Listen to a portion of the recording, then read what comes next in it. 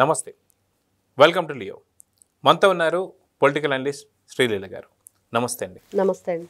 సొంత తండ్రిని మోసం చేసి లేనటువంటి ఒక తండ్రి పేరు కూడా అక్రమస్తుల కేసులో పొన్నవోలు సుధాకర్ రెడ్డి నుంచి ఈ యొక్క పేరు జతపరిచారు అని చెప్పి సొంత చెల్లి షర్మిల గారు మొన్న చెప్పారు.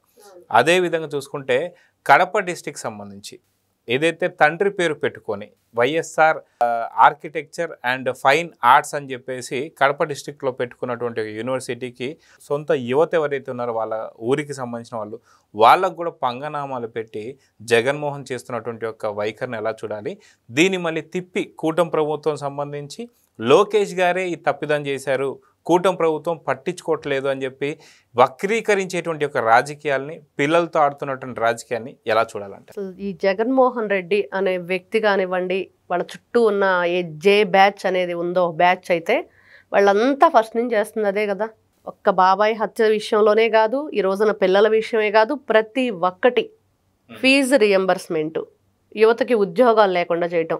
ఈ రోజున యువతకు ఉద్యోగాలు లేదంటే మీ కాలేజీలోనే పిల్లలకి సరైన సర్టిఫికెట్ లేనప్పుడు ఆ ఫేక్ సర్టిఫికెట్స్ తీసుకుని ఎక్కడికి వెళ్తే ఎవరు ఇస్తారు ఉద్యోగాలు వాళ్ళకి?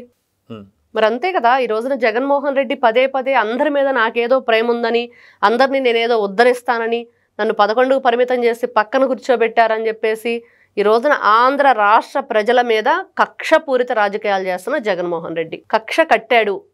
అతను ఫస్ట్ నుంచి కూడా కక్షపూరితంగానే ఆయన పరిపాలన కూడా కొనసాగింది. మనం చూసాం, ఎక్కడా కూడా ముఖ్యమంత్రిగా ఉన్నప్పుడు జగన్మోహన్ రెడ్డి ఒక మంచి చేశాడా ఆంధ్ర రాష్ట్రానికి అంటే ఎక్కడ మనకు కనిపించదు. మరి ఆయన చేసిన పరిపాలనలో ఎన్ని తప్పిదాలు చేశాడు అవన్నీ కూడా ఈ రోజున కూటమి ప్రభుత్వం నెత్తిన రుద్దటానికి చూస్తుంది. వైఎస్ రాజశేఖర్ రెడ్డి పేరు పెట్టుకొని వీళ్ళు చేస్తున్న ఇవన్నీ కూడా ఎక్కడికి వెళ్ళినా కూడా రాజశేఖర్ రెడ్డి పేరు పెట్టుకున్నాం, లేకపోతే రాజశేఖర్ రెడ్డి పార్టీ పెట్టుకున్నాం, ఆయన ఫోటో పెట్టి గెలిచాడు అని చెప్పుకుంటున్నాం. మరి అదే పేరు పెట్టి యూనివర్సిటీ ఈ రోజు ఏం చేశాడు జగన్మోహన్ రెడ్డి? ఎక్కడ చూసుకున్నా కూడా పదే పదే పదే పదే అతనికి ఇష్టం లేని పేరు వైఎస్ రాజశేఖర్ రెడ్డి. ఎందుకంటే ఎంతో మంది చెప్తూ వస్తున్నారు, వింటూ ఉంటున్నాం. మరి కడపలో పులివెందుల్లోనూ మరి వైఎస్ రాజశేఖర్ రెడ్డి కాలనీ అని పెట్టుకుంటే వైఎస్ఆర్ కాలనీ అని, దానికి 2 కోట్ల రూపాయలు ఎంపీ నిధులు ఇస్తానని ఇతను ఎంపీగా ఉన్నప్పుడు వెళ్ళి అక్కడ తన తండ్రిని పొగడటం ఇష్టం లేక ఆ నిధులు ఇవ్వకుండా ఏమిస్తాం, కడుపు నిండిపోయింది, ఆయన్నే పొగడటం సరిపోయింది కదా, నన్ను ఒక్కసారి కూడా నా పదం కూడా మీ నోటి వెంట రాలేదు అని స్టేజ్ నుంచి దిగి వెళ్ళిపోయాడంట. మరి అలాంటి వ్యక్తి తండ్రి మీద ప్రేమ ఉందా? మరి సొంత తల్లిని, తండ్రిని, చెల్లిని ప్రేమించని వాడు మరి ప్రజల పట్ల ప్రేమ చూపిస్తాడా? విద్యార్థుల భవిష్యత్తు గురించి ఆలోచిస్తాడా? అంటే గతంలో మీరు అన్నట్టుగా ఏదైతే ఎలక్షన్స్లో నించున్నప్పుడు కావచ్చు తండ్రి పేరు పెట్టుకున్నాడు, అదిగాక తండ్రి శవాన్ని అడ్డం పెట్టుకొని అక్కడి నుంచే సంతక సేకరణ కూడా చేశాడు. కానీ అక్కడ సోనియా గాంధీ గారు ఒప్పుకోకపోవడం, తర్వాత తిరుగుబాటు చేసి వైఎస్ఆర్ కాంగ్రెస్ పార్టీ పెట్టడం, తర్వాత తండ్రి హయాంలో ఉన్నప్పుడే కొన్ని వేల కోట్లు అంటే ఈడీ జతపరిచినట్టుగా 43,000 కోట్లు అంటే దాన్ని అంచనా వేస్తే దాదాపు 1,50,000 కోట్ల పైనే ఉంటుందని చెప్పి చాలామంది చెప్తున్నారు. సో అలాంటికి సంబంధించి తండ్రిని మోసం చేసి తండ్రి శవాన్ని అడ్డం పెట్టుకొని ఇప్పుడు తండ్రి పేరు మీద ఉన్నటువంటి యూనివర్సిటీకి కూడా ఏదైతే కౌన్సిల్ ఆఫ్ ఆర్ట్స్ అనే దగ్గర నుంచి సర్టిఫికెట్స్ తీసుకోవాల్సింది కాకుండా పిల్లల జీవితాలతో ఆడుకోవడం ఎలా చూడాలి, అదిగాక ఏదైతే ట్విట్టర్ వేదికగా లోకేష్ గారిని విమర్శించడాన్ని ఎలా చూడాలంటారు? ఇక్కడ ఇతను పరిస్థితి ఈ రోజున మనం చిన్న స్కూల్స్ చూస్తామండి. వాళ్ళకి ఇప్పుడు ఆంధ్రప్రదేశ్ నుంచి సర్టిఫికెట్ రాకపోతే ఏం చేస్తారు, 9th క్లాస్ వరకే పెట్టుకుంటారు. 10th క్లాస్కి బోర్డుకి వాళ్ళు ఎక్కడా కూడా పర్మిషన్ ఉండదు. అందుకని ఒక 2 సంవత్సరాల తర్వాత వాళ్ళకి పర్మిషన్ ఇస్తుంది. అంత చిన్న ప్రైవేట్ స్కూల్స్ రన్ చేసే వాళ్ళే పిల్లల పట్ల, విద్యార్థుల పట్ల వాళ్ళకున్న కృతజ్ఞత కానివ్వండి, లేకపోతే ఒక మంచి భావన కానివ్వండి, ముందు తరాల మీద వాళ్ళకున్న ఒక ఆలోచన కానివ్వండి, ఏ విధంగా వాళ్ళు చూస్తున్నారో మనం చూస్తాం. మరి ఒక ముఖ్యమంత్రిగా ఉండి రాష్ట్ర ప్రజలందరి భవిష్యత్తు మీ చేతుల్లో ఉంది ఆ రోజున. మరి ఎంత గొప్పగా ఆలోచించాలి, ఎంత గొప్పగా పరిపాలన అందించాలి, ఎంత గొప్పగా పిల్లల గురించి మీరు మంచి అవకాశాలు వాళ్ళకి కల్పించాలి అంటే లేదు, అట్లాంటి వాటన్నిటికి కూడా మేము విరుద్ధం. ఈ రోజున ఏమాత్రం నిజంగా చెప్పుకోవాలంటే నారా లోకేష్ గారిని అనే ఆ హక్కు అర్హత వీళ్ళకుందా? మరి పదే పదే విద్యాశాఖ మంత్రిగా పనికిరాడని మాట్లాడుతున్నారు కదా. మరి ఒక్కసారి ఈరోజు చూడమనండి వాళ్ళని, ఒక్కసారి వెనక్కి తిరిగి వాళ్ళు చేసిన పరిపాలన ఆలోచించి ఈ రోజున కూటమి ప్రభుత్వం ముందుగా అసలు పిల్లలకి ఎలాంటి భవిష్యత్తు అందిస్తుంది?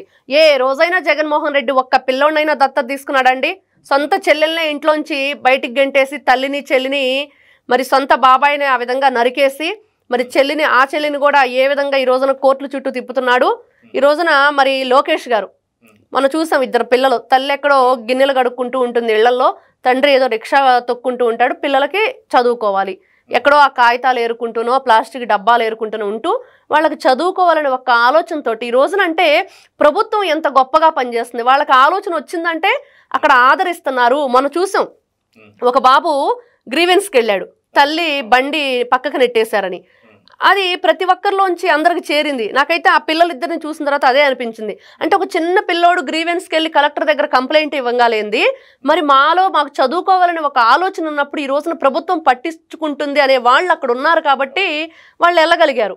అంటే ఇవన్నీ కూడా గతంలో 2019-24 దాకా ఎప్పుడన్నా కనిపించిందా, మీరు ఎప్పుడన్నా చూసారా అంటే ఏం చెప్తారు? లేదండి, అసలు ఎప్పుడు అతను అధికారంలోకి రావటానికి ముందు పాదయాత్రలు చాలా చేశాడు కదా రాష్ట్రం అంతా, ఎక్కడైనా ఒక మంచి పని చేశాడా?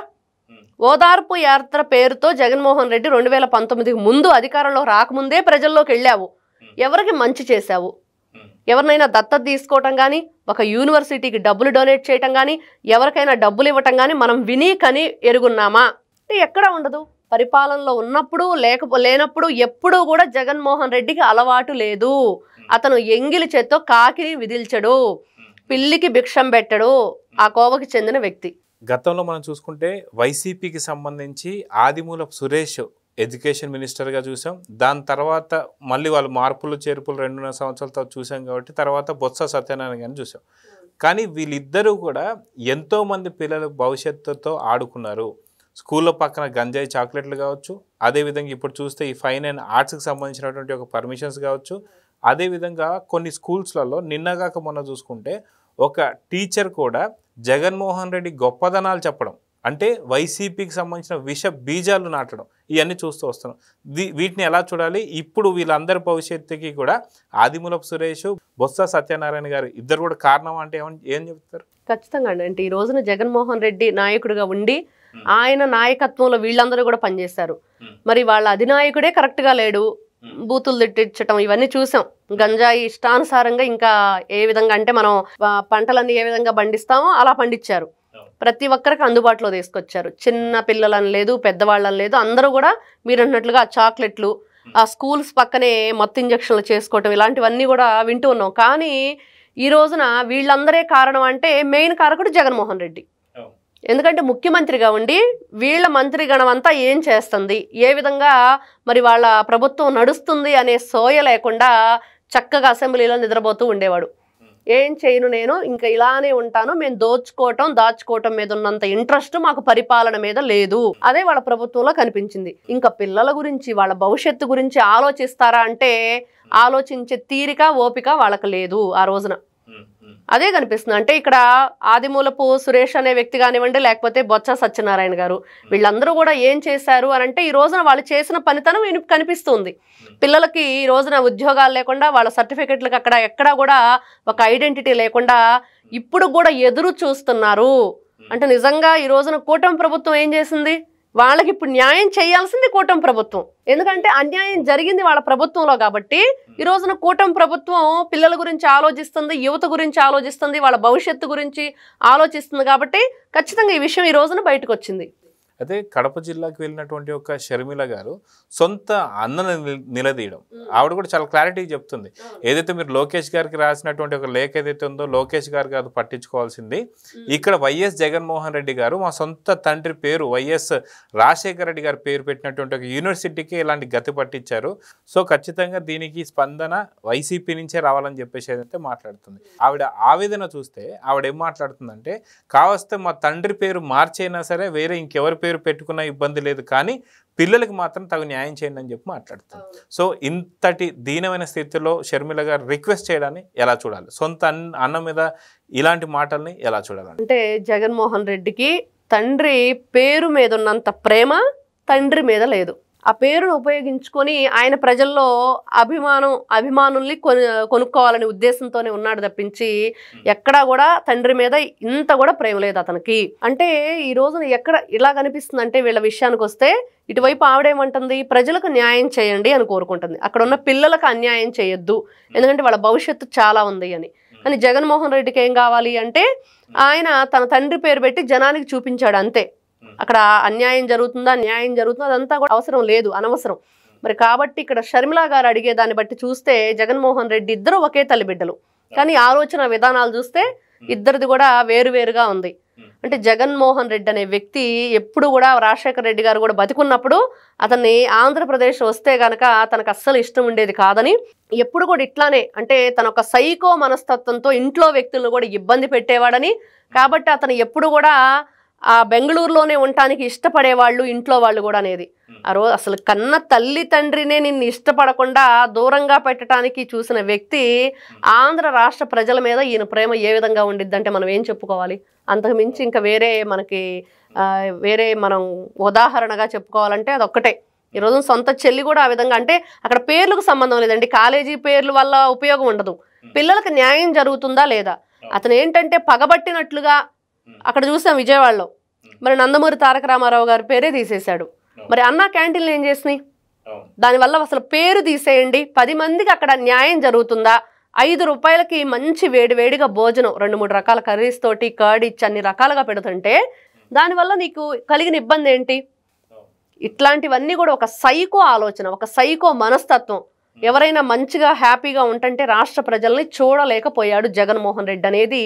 ఆ ప్రజావేదిక కూల్చడం కానీ, అన్నా క్యాంటీన్లు తీసేయటం కానీ, ఇవన్నీ కూడా అసలు ఎక్కడ రాజకీయానికి సంబంధం లేని విషయాలు. వాటిల్లో కూడా కక్ష కట్టి లాంటి పనులు చేశాడంటే మరి విద్యార్థుల పట్ల, విద్య పట్ల అతనికి ఏమాత్రం అవగాహన కానీ లేకపోతే ఆలోచన కానీ విద్యార్థుల భవిష్యత్తు గురించి ఉంటే ఇలా చేస్తాడా అంటే అతనికి అవన్నీ లేవనేది ఇక్కడ క్లియర్గా మనకు అర్థమవుతుంది.